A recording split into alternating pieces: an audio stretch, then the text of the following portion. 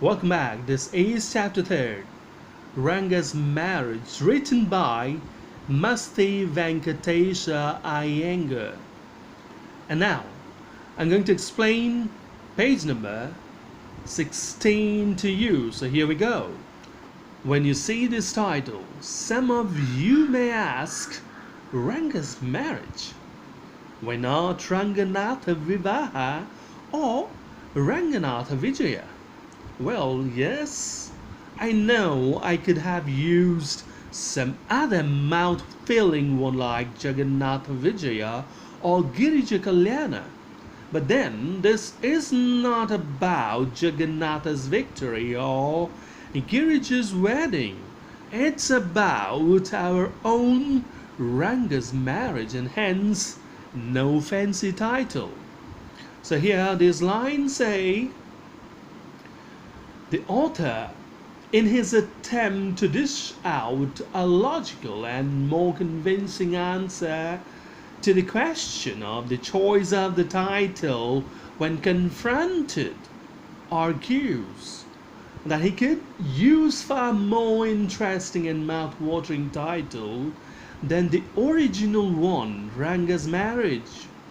But as it is about their own Ranga's marriage, so no fancy title. He keeps it plain and simple. Next, Hosahalli is our village. You must have heard of it. No? What a pity. But it is not your fault. There is no mention of it in any geography book. Those sahibs in England writing in English probably do not know that such a place exists, and so make no mention of it. So here these lines say, the author speaks about his village, Hosahalli, and expects the readers to have heard of it. Getting a negative response, he says, it's quite unfortunate, but not a reader's fault. Probably all the English sahibs living in England have no idea of the existence of such a place, and so no geography book bears a mention of it. Next, our own people too forget about it. You know how it is, or they are like a flock of sheep. One sheep walks into a pit, the rest blindly follow it. When both the sahibs in England and our own geographers have not referred to it, you cannot expect the poor cartographer to remember to put it on the map, can you? And so there is not even the shadow of our village on the map.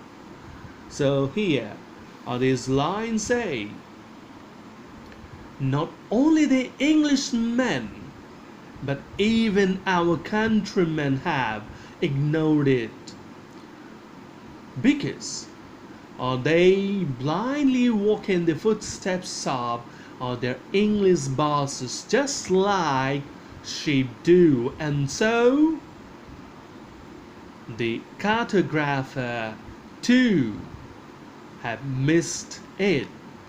This is why there is no trace of our village on map. Next part. Sorry, I started somewhere and then went off in another direction.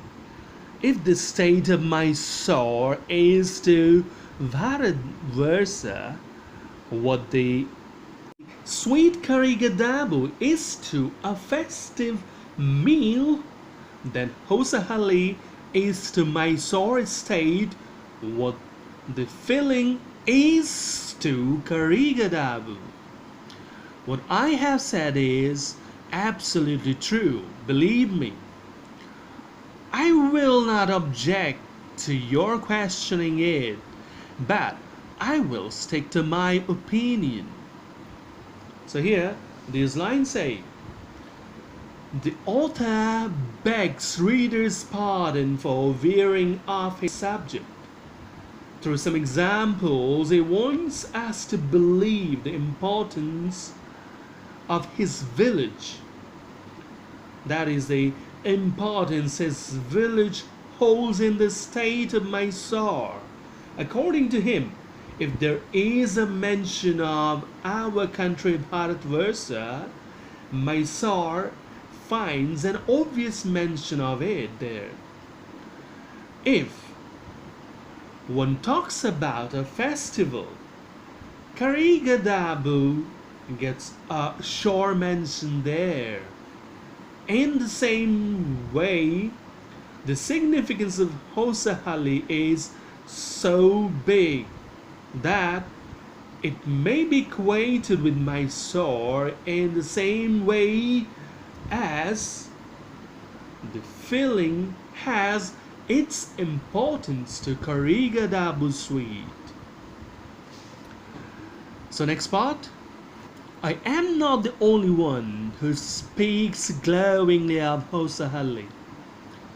We have a doctor in our place. His name is Gunda Bhatta. He agrees with me. He has been to quite a few places. No, not England. If anyone asks him whether he has been there, he says, "No, Anya, I have left that to you. Running around like a flea-pestered dog is not for me. I have seen a few places in my time, though." As a matter of fact, he has seen many. So here, these lines say, though the readers may question the author's viewpoint, he firmly stands on the ground in this matter.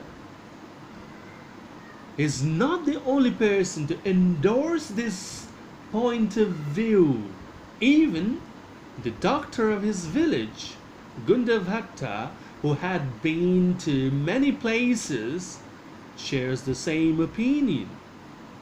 And if you ask him whether he visited England, he would say he has left it for the one who inquires of it, as he is not a flea-pestered dog who just keeps on running about places. But, in fact, he has visited a lot of them. So this is all for now. Thank you.